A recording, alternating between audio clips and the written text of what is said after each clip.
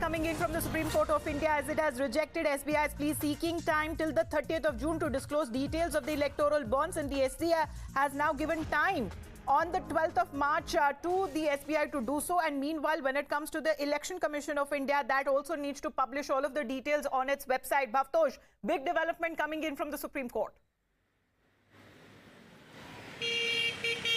Yes, in fact, Amitav, a very big development coming from the Supreme Court.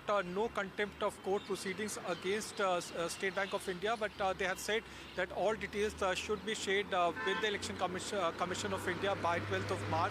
Importantly, Election Commission of India should put out all details on its website by 15th of March. But more importantly, the Supreme Court of India has also said that there should not be any matching between the purchasers of the bond with the people who have in fact used those bonds. So there should not be any matching of those who had in fact purchased the bonds with the political parties who in fact got these bonds. So that is also what the Supreme Court, what the State Bank of India has said in the hearing that took place today. Harish Salve represented the State Bank of India, in fact saying that the whole process of anonymity that was being maintained with purchase of the bonds would be lost if the details are shared and made public.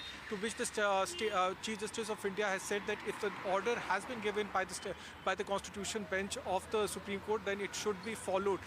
He also in fact took an objection to the fact that the affidavit has been filed by a Chief General Manager of the State Bank of India when the order has been given by the big development taking place. In fact, the Supreme Court had also wrapped SBI as far as not following the directives that was given in its 15th of March judgment. We'll break down the details that are now coming in from the Supreme Court of India. This is a big development as far as electoral bonds are concerned. We head into a short break right now. Bhavtosh, thank you very much for joining in. We head into a short break. You're watching Times Now.